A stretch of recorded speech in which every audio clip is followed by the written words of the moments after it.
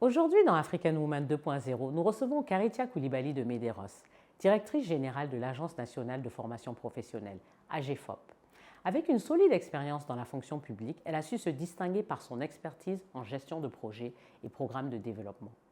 Passionnée d'économie, elle partage avec nous son parcours inspirant et ses initiatives pour l'autonomisation des populations.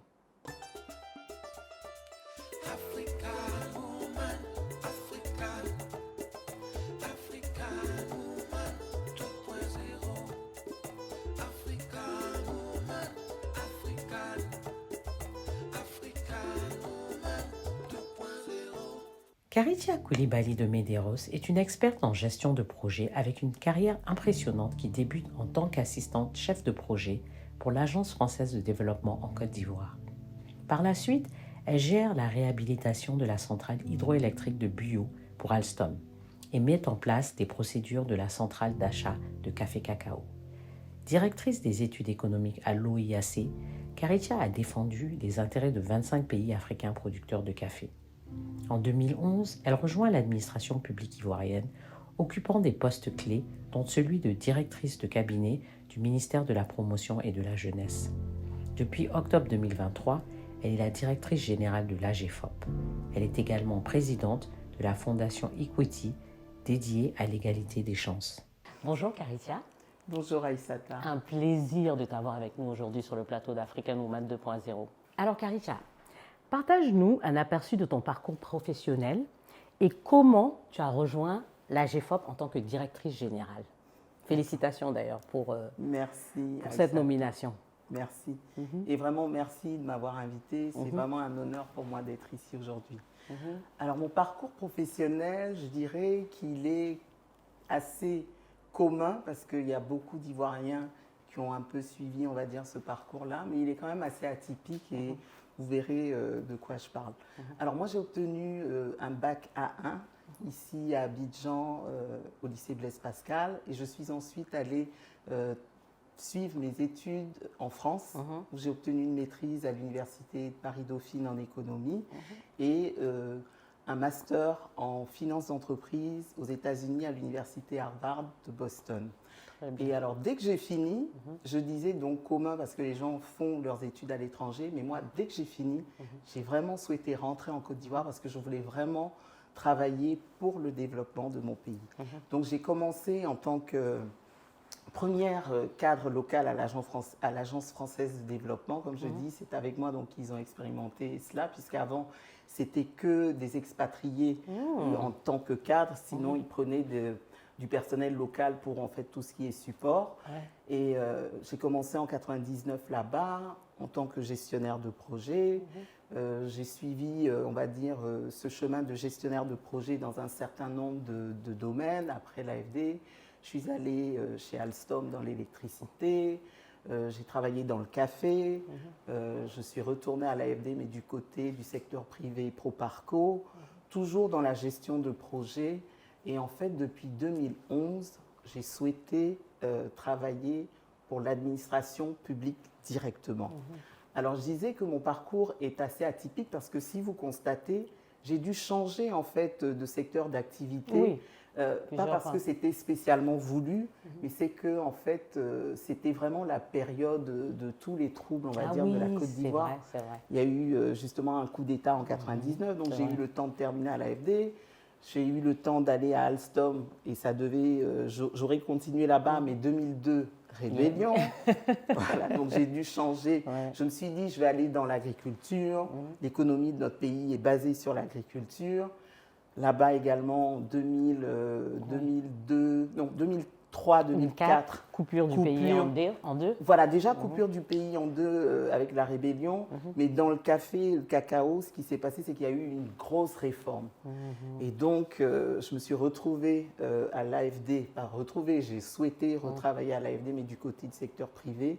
Mais avec la grosse crise qu'on a connue, je voulais travailler dans le développement de mon pays. À ce moment-là, je décide de rentrer directement dans l'administration publique.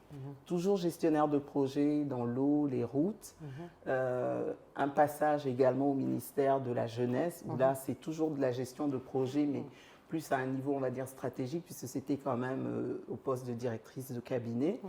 Et pendant 4 ans, j'ai coordonné les choses, géré des projets dans le secteur de la promotion de la jeunesse, de l'insertion professionnelle, du service civique. Et depuis le 28 septembre 2023, il a plu au président de la République de me nommer à la tête de l'AGFOP. L'AGFOP qui est l'agence de formation professionnelle. Voilà, c'est ça. C'est vrai, c'est l'Agence nationale de la formation professionnelle, qui est d'ailleurs pas très bien connue. J'avoue que quand justement j'ai été nommée, bon, moi je connaissais quand même, je connaissais, mais beaucoup de gens m'ont appelé pour me féliciter, mais ils me disaient tout de suite après, mais alors qu'est-ce que c'est que l'AGFOP? Alors justement, depuis que j'ai pris fonction à la tête de cette structure, j'essaye de la faire en tout cas un peu plus connaître. Je pense que vous avez dû voir un certain nombre d'actions. Alors c'est quoi l'AGFOP? C'est l'Agence nationale de la formation professionnelle. C'est en fait le cabinet d'ingénierie de l'État de la Côte d'Ivoire pour tout ce qui est formation professionnelle. Le rôle de l'AGFOP, c'est d'aller auprès du secteur productif, des entreprises, pour connaître leurs besoins en compétences, leurs besoins en formation, et à partir de là, le traduire en référentiel de formation, en programme de formation, pour répondre justement à ces besoins-là. L'AGFOP doit également accompagner à la professionnalisation des métiers. Vous savez que notre économie est composée en majorité d'économies, on va dire, informelles.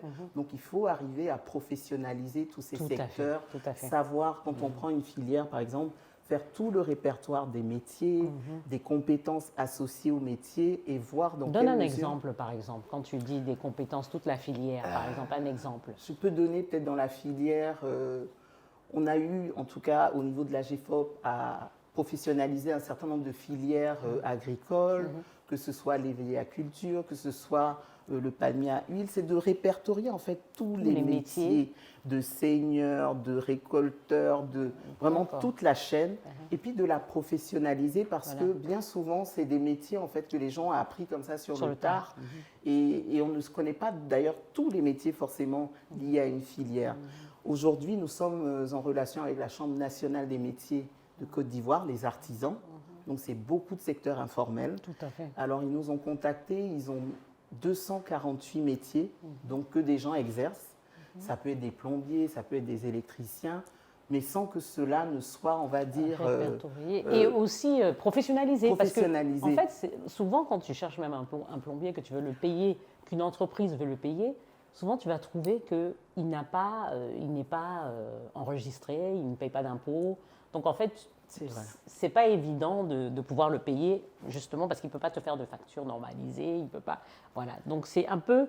Je pense que c'est ce à quoi vous travaillez un peu. C'est vrai, là c'est plus la partie formalisation, mais nous regardons plutôt la professionnalisation et les compétences. D'accord, donc c'est les former réellement. Voilà, vraiment les former. Parce que et qu'après ils puissent se professionnaliser, c'est-à-dire créer leur entreprise s'il faut et autres. Alors la professionnalisation même concerne les compétences, c'est-à-dire que quand on a un métier, si on dit qu'on est plombier, à quoi ça correspond comme compétence? Quand on dit qu'on a recours à un plombier, il faut qu'on sache c'est quoi les compétences d'un plombier.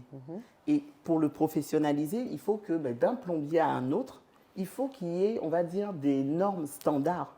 Aujourd'hui, je pense que ça vous est arrivé, en tout cas moi ça m'arrive, même toute directrice de l'AGFOP que je sois, d'avoir recours à des plombiers, à des électriciens, mais qui peut-être règlent le problème ou parfois le règlent même pas. Et en créent d'autres. Et donc, comment on arrive à se dire aujourd'hui, si j'ai recours à un plombier, c'est un plombier avec les compétences, en tout cas minimales qu'il faut. Et donc, on veut aider à organiser, à professionnaliser, on va dire, l'ensemble des secteurs. C'est la même chose pour les esthéticiennes, c'est la même chose pour beaucoup, on va dire, de métiers pour lesquels il faudrait vraiment avoir de la professionnalisation. Mais bien sûr, nous voulons travailler avec le ministère de l'Emploi qui, lui, s'occupe de la formalisation, donc du passage du secteur informel au secteur formel, avec le fait de créer justement un registre de commerce, de voir quelles cotisations sociales payer et quels impôts et tout ça, puisqu'il y a un régime particulier pour les tout petits. D'accord. Donc, tu as bien répondu à la question, Caritia, parce que justement, je pense qu'il y avait cette incompréhension. Parce que quand tu dis formaliser, moi j'ai une impression que c'est formaliser surtout aussi formation, mais aussi formaliser pour que la personne puisse justement se professionnaliser au point où elle peut offrir ses services en tant qu'entreprise enregistrée et tout ça. Donc en fait, vous faites surtout la partie de la formation. Exact. Voilà. Et donc après, bien sûr, vous travaillez avec d'autres entités pour les pousser s'ils veulent par la suite devenir, parce qu'ils peuvent aussi travailler juste pour une entreprise. Tu peux être un plombier formé qui travaille pour une entreprise. Bien sûr. Voilà. Ou tu peux être un plombier qui veut créer sa propre entreprise. Exactement. D'ailleurs, nous formons également à tout ce qui est entrepreneuriat. Oui, aussi. Mais en fait, mais ça fait quand même beaucoup, non? Parce qu'en termes de métiers, surtout ici en Afrique, dans l'informel, il y a énormément de métiers. Et tu as parlé de seulement certains secteurs. Est-ce que vous formez vraiment dans tous les secteurs ou bien vous choisissez quand même? Et est-ce que vous travaillez avec d'autres entités pour former? Comment ça se passe? Parce que vous n'avez pas tous les formateurs chez vous. Exactement. Alors, l'Agence nationale de la formation professionnelle, c'est un peu le catalyseur. Il faut savoir que l'AGFOP n'a pas de centre de formation propre à elle. Donc, nous travaillons beaucoup en termes de partenariat avec les établissements publics du ministère, de l'État, avec les établissements privés, aussi avec le secteur privé qui peut avoir des académies.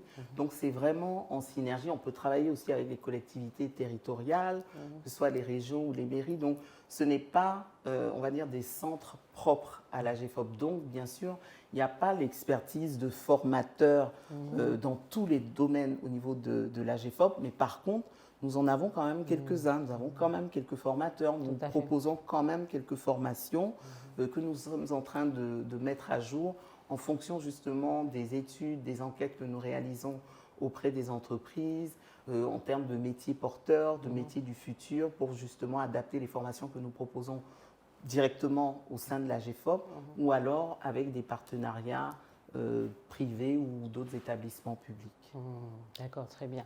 Mais tu sais, il y a quelque chose que tu as dit, parce que tu as dit je voulais venir travailler au service de l'État, je voulais aider mon pays et tout ça. Bon, tu sais que dans la fonction publique est très souvent critiquée. On le sait, parce qu'on dit qu'ils ne sont pas efficaces, rien ne marche. Donc, toi, tu as voulu quitter le privé pour rentrer dans le public. Et quelle a été ton expérience et comment ça se passe pour toi, en fait? Parce que, est-ce que tu encouragerais d'autres, des jeunes surtout, à rejoindre le public? Parce que c'est important. Quelqu'un doit faire le travail aussi. À la fin de la journée, il faut qu'on ait un gouvernement qui marche. Qui marche, exactement. Non, mais effectivement, je ne sais pas pourquoi, mais j'ai toujours voulu apporter ma pierre à l'édifice du développement de mon pays. Alors, comme je l'ai dit, dans la première dizaine de mes années d'expérience, c'était plus, on va dire, dans le secteur privé, mais qui avait quand même un petit peu un lien avec l'État.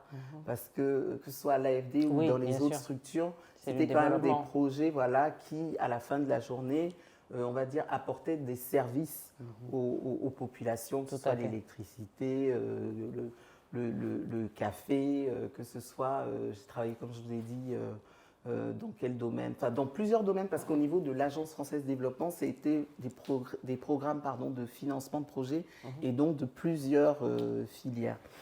Alors, 2011, j'avoue que quand je suis rentrée dans cette administration publique, j'étais comme vous, du côté du secteur privé, on se dit « Ah, ben rien ne marche, mais ça ne va pas ».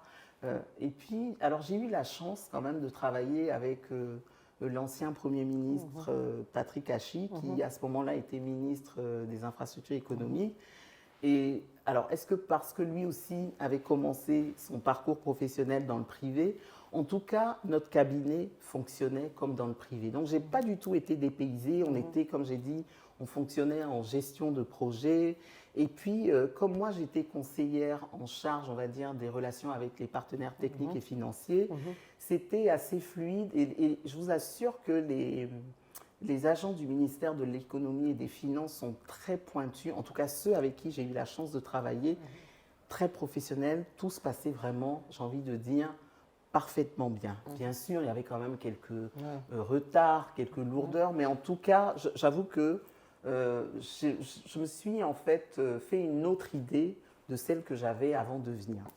Alors, par contre… La preuve, c'est que tu es resté, donc c'est que ça marchait. Oui, c'est que ça a marché et que surtout, en fait, on se rend compte, en fait, quand on travaille à ce niveau-là, de l'impact, en fait, qu'on crée.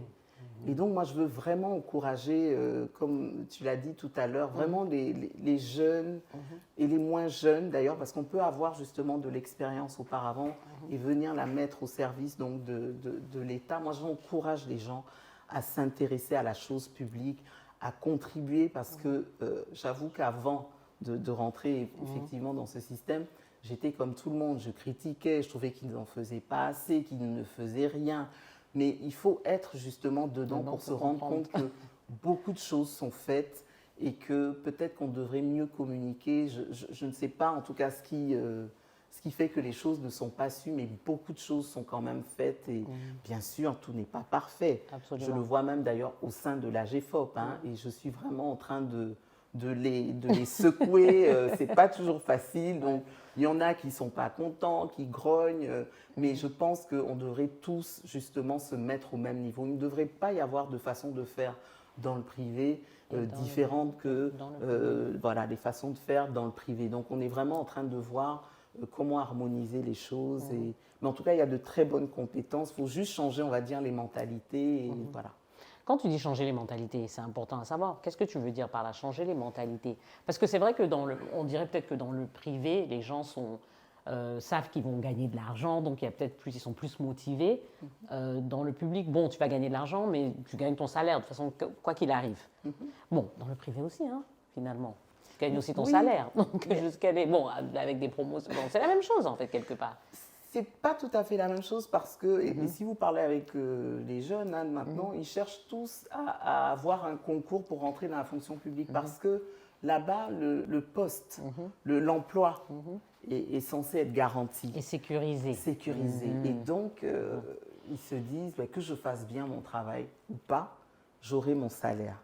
Mais tout ça est en train de changer parce que justement, le gouvernement a introduit tout ce qui est cadre de performance, on signe des contrats de performance, il y a des primes quand on travaille bien, mais il y a également des sanctions quand ça ne va pas. Voilà. Et dans cette administration publique, c'est vrai qu'il y a des fonctionnaires donc, qui ont cette garantie, on va dire, de l'emploi. Il y a des personnes qui ne sont pas fonctionnaires comme moi, d'autres contractuels. Et donc, je pense que l'un dans l'autre, on devrait pouvoir harmoniser les choses, changer de mentalité pour dire aux gens, écoutez, on est venu dans cette administration publique pour servir. On a envie quand même d'avoir un minimum, on va dire, de choses qui marchent. On a envie, si on a un problème d'électricité ou de santé ou d'éducation, on veut avoir affaire à des professionnels. On veut que ça marche. Et ce ne sont pas des services pour juste une partie de la population, c'est pour tout le monde.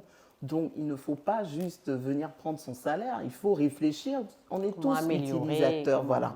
Comment améliorer ces services-là et se dire vraiment qu'on travaille tous pour le même objectif. Tout à fait, tout à fait. Et tu as parlé de quelque chose de très important, et ça, c'est l'impact. L'impact, changer en fait, impacter ta communauté de manière positive en fait, parce que quelque part, je sais que tu as aussi, et tu vas nous parler de ça tout de suite, tu as une fondation, c'est ça? Oui, c'est ça. Voilà, tu vas nous parler de tes activités, mais aussi, quand tu parles à la jeunesse aussi, je pense qu'il y a aussi, ils ne comprennent pas forcément le fait de changer, d'impacter positivement ta communauté. C'est vrai que quand on est jeune, on ne pense jamais à ça. On arrive, on veut juste le boulot, on veut l'argent, on veut se marier, on veut avoir des enfants. On ne pense pas à l'impact qu'on a. Mais aujourd'hui, quand même, avec tout ce qui est réseaux sociaux, il y a quand même, on voit que le comportement qu'on a impacte les autres. Et donc, c'est quelque chose dont tu as parlé. Je voudrais que tu développes légèrement dessus. Pour expliquer pourquoi c'est important de redonner de son temps, redonner à sa communauté, changer les mentalités, comme tu dis, parce que tout ça, tu n'es pas forcément payé pour faire ça, non, mais tu le fais parce que tu sais que c'est quelque chose qui va améliorer nos sociétés.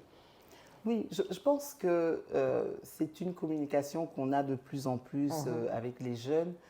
Mais nous sommes, j'ai envie de dire, dans une société africaine et nous connaissons quand même nos traditions. Tout à fait. Normalement, nous ne sommes pas individualistes. On travaille et on vit ensemble, on partage, on est dans la communauté. Donc, c'est vraiment exactement la même chose. Moi, j'ai créé cette fondation qui s'appelle Equity, donc pour l'équité et l'égalité des chances à offrir aux personnes les plus vulnérables. J'ai voulu créer une sorte de modèle local d'ascenseur social. Donc, pouvoir donner un minimum de chance aux personnes qui sont dans des conditions, on va dire, économiques, sociales un peu difficiles, un tout petit plus pour qu'ils puissent eux aussi avoir accès à un certain nombre de choses.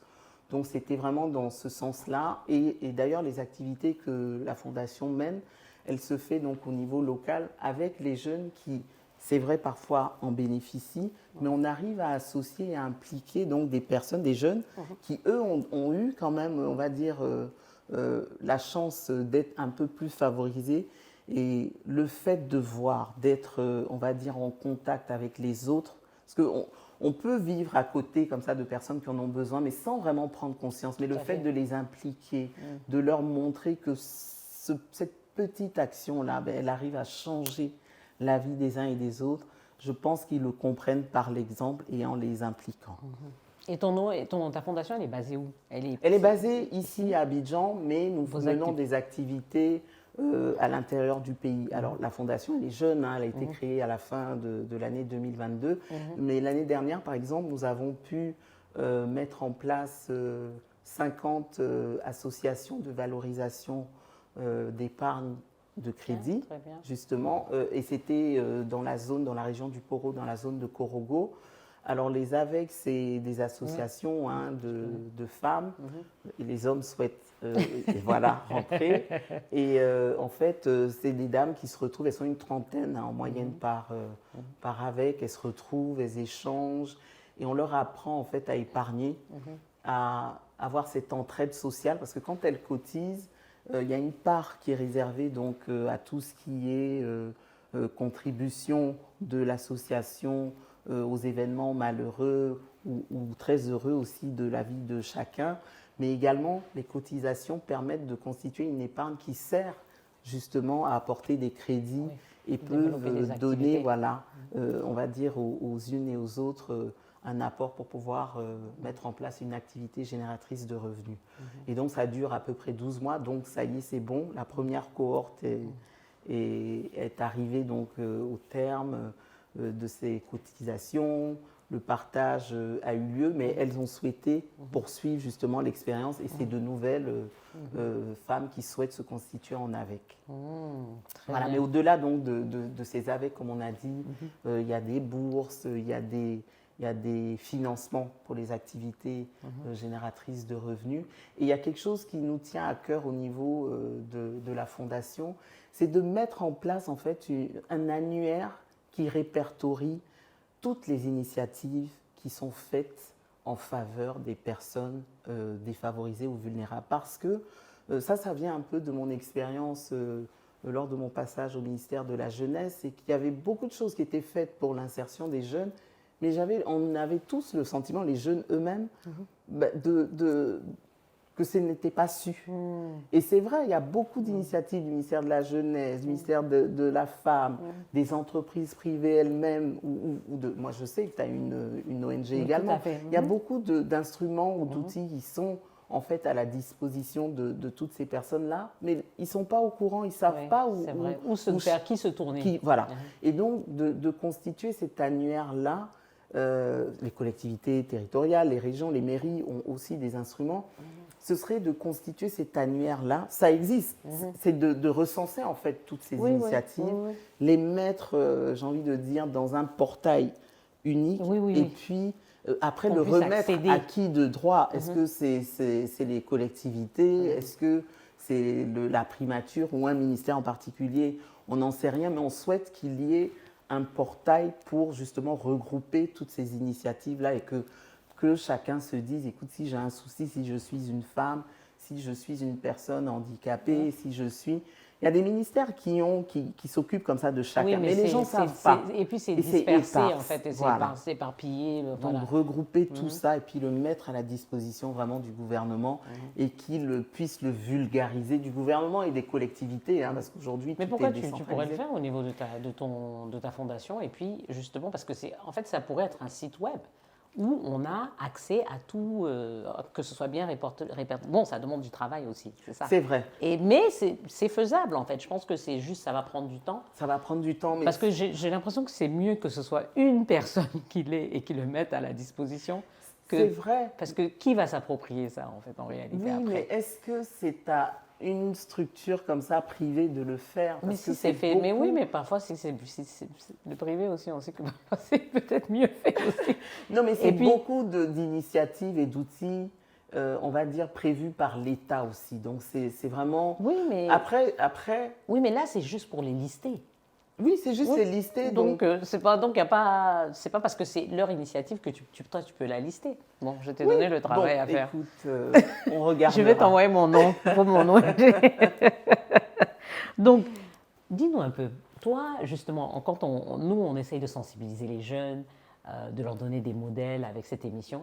Toi, par exemple, qui a été ton modèle? Qui a été quelqu'un qui a été une source d'inspiration pour toi? Parce que c'est important d'avoir aussi des modèles et des gens sur qui on ne peut pas compter, mais qu'on regarde comme référence, exact. Et aussi qui peuvent aussi nous guider. Donc, en fait, ce serait vraiment un rôle modèle. Voilà. Pour toi, qui a été cette personne? C'est une question qui est censée être simple, hein, mais pour moi... Mais ça peut être plusieurs personnes, hein? Oui, alors... À différents moments de ta vie, en fait. Parce que c'est ça aussi, c'est que c'est pas forcément une seule personne, ça peut être plusieurs personnes à différents moments de ta vie, que ce soit professionnel ou personnel. Écoute, je pense que, bien sûr, j'ai rencontré différentes personnalités, j'ai envie de dire, dans tout mon parcours professionnel et même personnel. Et donc, je pense que j'ai pu être inspirée un peu de mes interactions avec les uns et les autres. Mais je dirais que, ça va faire peut-être cliché, mais je dirais mon père. Mon père. J'ai vraiment voulu faire comme lui, je veux dire tout ce qui est économie, mais je pense à lui, mais j'aurais pu aussi dire ma mère, parce que c'est un peu les mêmes histoires. Mon père est de 1945, ma mère est de 1948, ils sont originaires du nord du pays. Et à cette époque-là, il n'y avait pas toutes ces infrastructures, ces routes, l'électricité, l'eau potable, et ils ont dû justement, on va dire... faire avec ce qu'ils avaient. Je sais que mon père a fait partie de la première promotion de son école primaire dans son village à Mbengue, et voir en fait d'où ils sont partis et où ils sont arrivés, parce qu'aujourd'hui, je trouve que c'est quand même des références, quand même, j'ai envie de dire, dans le pays. Mais ce n'étaient pas des enfants d'eux, ils ont eu beaucoup d'épreuves, je les ai vus se relever à chaque fois. Donc, je dirais mon père. Je dirais mon père. La fille à papa. L'histoire entre la fille et son papa, ça ne change jamais. Mais il va l'apprendre aujourd'hui, il va le découvrir. En tout cas. Non, mais j'ai rencontré vraiment, j'ai envie de parler aussi du Premier ministre Hachi. Franchement, même d'autres femmes. Et même, j'ai souvent aussi appris de personnes plus jeunes. Oui, bien sûr. Donc, Tout voilà. À fait. Et alors, peut-être pour mon père, donc, comme je dis, cette rigueur, cette discipline, la valeur travail, la résilience, la générosité, parce qu'ils étaient, mon père et ma mère, pas qu'ils étaient, ils sont toujours un peu les piliers de leur famille, donc il fallait tirer toute la famille et parfois ta communauté entière. Donc voilà, toutes ces valeurs que je pense avoir pu prendre de leur côté, à part, il paraît, l'humilité. Ils sont très humbles, mais voilà, à part l'humilité. Donc toi, tu n'es pas humble. C'est ce qu'on me dit. Et je pensais l'être, mais je crois qu'à force d'entendre que je ne suis pas humble, je l'assume. Et puis, peut-être que je n'ai même pas envie d'être humble. Moi, je trouve qu'il faut encourager justement les gens à parler de leur force. Exactement, de leur force. Et aussi de leur faiblesse. Ça, c'est quelque chose qui est, avec laquelle les gens ne sont pas très à l'aise ici. Mais moi, je n'ai aucun mal à parler de mes faiblesses. Bon, ça met les autres mal à l'aise. Bon, donc, on évite. Donc, tu n'es pas humble. Je pense que tu es humble. Tu ne le sais pas. Quand on dit humble aussi, en fait, je pense que les mentalités sont différentes. Aujourd'hui, le fait de dire peut-être que tu sais faire quelque chose... Dans la mentalité francophone, on ne se vante pas. C'est ça. Chez les Américains, les anglophones, il faut dire ce qu'on sait faire.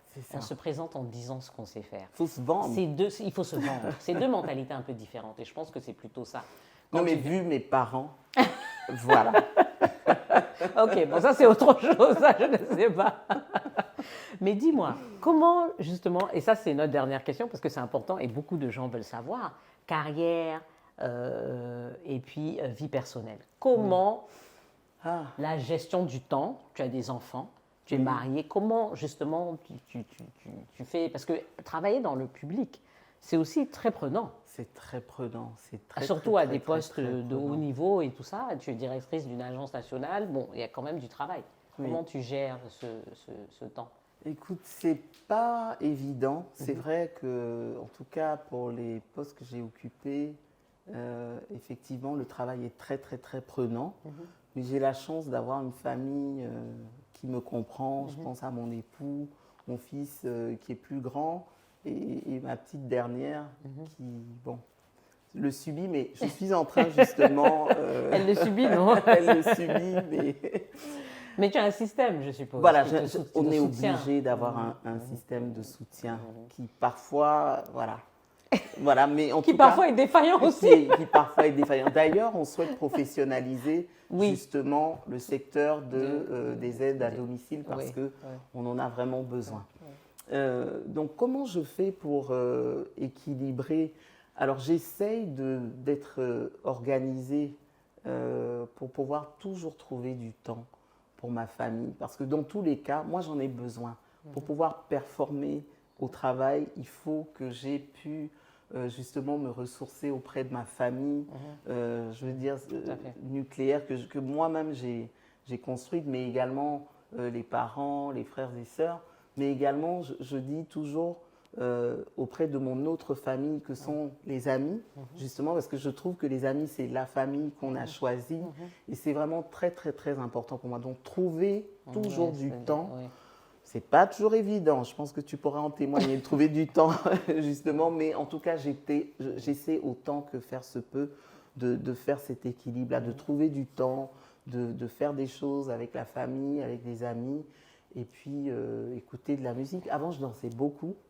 J'ai plus beaucoup de temps, mais j'écoute au moins de la musique. Et puis les os ne sont plus les mêmes aussi. Les os ne sont plus les mêmes. Donc, mais tu arrives à équilibrer. Et c'est vrai que c'est pas facile, mais tu trouves le temps pour faire quand même les deux. Oui. D'accord. Mais c'est bien parce que c'est pas évident. Il y a beaucoup de gens qui ont ce problème de, tu sais, souvent au travail, on leur reproche de partir tôt parce qu'ils ont des enfants en bas âge ou des choses comme ça. Bon, ça ne devrait pas être un reproche si quelqu'un veut partir à 17h, s'il arrive à 8h. Mais on a tellement institutionnalisé qu'il faut rester tard pour montrer qu'on travaille, plus que son patron. Moi, je pense que c'est plus important d'être efficace, non?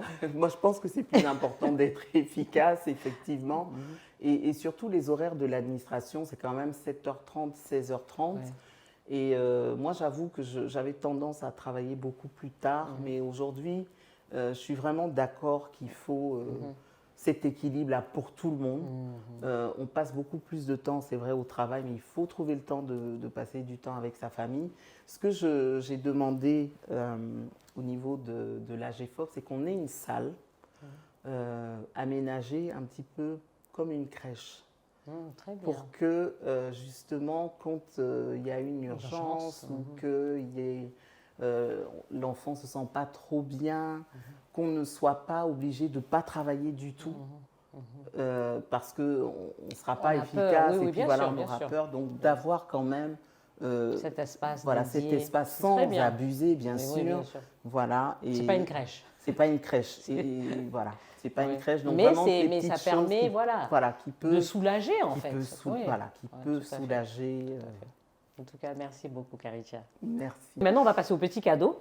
Voilà, parce qu'on fait toujours un petit cadeau à nos invités. C'est surtout aussi pour faire la promotion des entrepreneurs africains qui se battent, tu vois, qui essayent de commercialiser leurs produits, de faire connaître leur marque.